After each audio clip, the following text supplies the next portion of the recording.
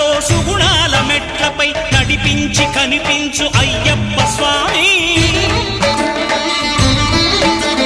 మకర సంక్రాంతి సజ్జోతివై అరుదెంచి మహిమలను చూపించు మణికంఠ స్వామి. కర్మబంధము బాపు ధర్మశాస్త్ర